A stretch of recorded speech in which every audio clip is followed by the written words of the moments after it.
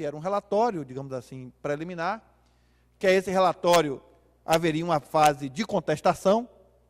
que poderia ser feita não só pelos residentes na área, mas como também pelo governo do Estado e pela prefeitura, as prefeituras envolvidas no processo,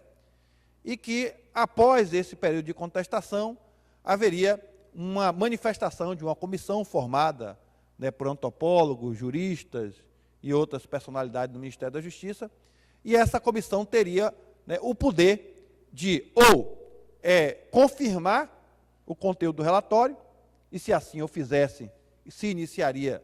ato seguinte o decreto demarcatório e depois todo o processo de desintrusão da área, com as indenizações das prefeitorias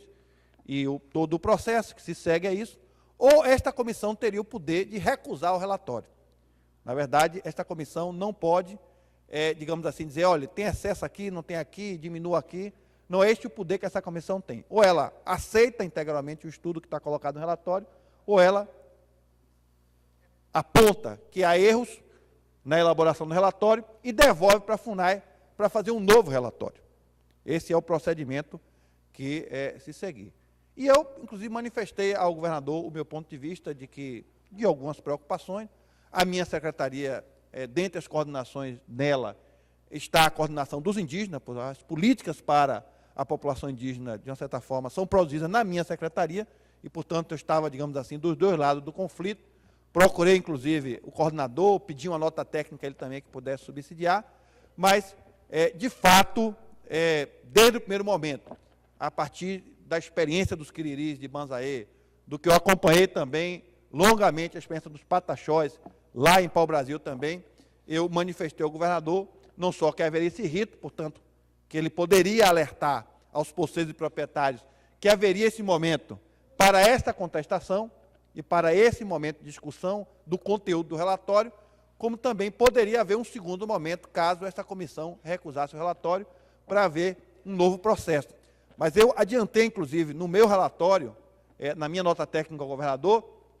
que previa conflitos. E não só previa conflitos, mas previa que esse conflito provavelmente iria parar na justiça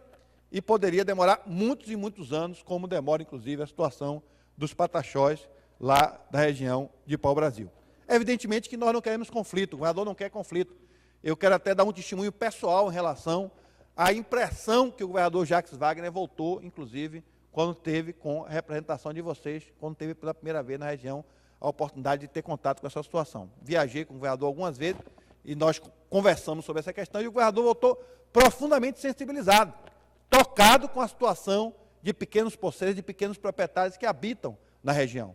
preocupados, né, na busca de uma solução que, evidentemente, preservasse, como disse aqui o vereador Alcide, o que é dos índios realmente, certo? Mas que, né, tivesse a exata dimensão dessa situação, inclusive do ponto de vista territorial, certo? E que, evidentemente, algum problema residual que pudesse também ser resolvido, né, da forma social. No caso, por exemplo, dos Quiriris de Banzaê, houve a desintrusão com a indenização das benfeitorias e, ato contínuo, nós passamos a defender, inclusive em paralelo, que aqueles que realmente estivessem dentro da área indígena, a área objeto da desintrusão, fossem objeto de beneficiamento de projetos de reforma agrária. E em alguns casos aconteceu. Algumas áreas foram desapropriadas em municípios próximos lá, a Banzaê, para assentamento, inclusive, de pequenos poceiros que estavam dentro realmente da área indígena. Bom, nesse sentido, nós estamos acompanhando, nós já fizemos contatos, a posteriori, depois disso, a deputada Ângela esteve na nossa secretaria, juntamente com o Luiz e outras lideranças, mais uma vez foi feita uma longa exposição sobre essa questão, o relatório foi me apresentado, eu estudei longamente o relatório que foi analisado, sei que há contestação. No segundo momento, inclusive, eu orientei mais uma vez, né, de todos os ritos que se seguiriam à feitura desse relatório, inclusive com a possibilidade da contestação de uma contraprova, de uma contestação em relação a esse relatório, e nós estamos, de uma certa forma, acompanhando esse processo lá no Ministério da Justiça. Essa semana recebi uma nova comunicação da governadoria,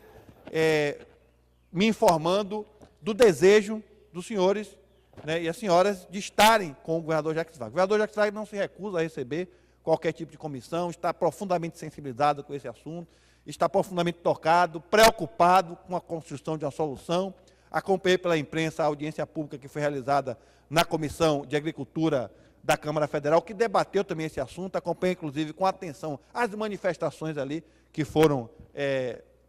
exaradas, inclusive do presidente, pelo menos o que eu li na imprensa, o presidente da Comissão de Agricultura, manifestando, né, o seu desejo de que houvesse uma solução negociada para o problema, e eu penso que essa é a questão fundamental, uma solução que, de fato, a gente possa dar o que é dos índios, o que é dos índios,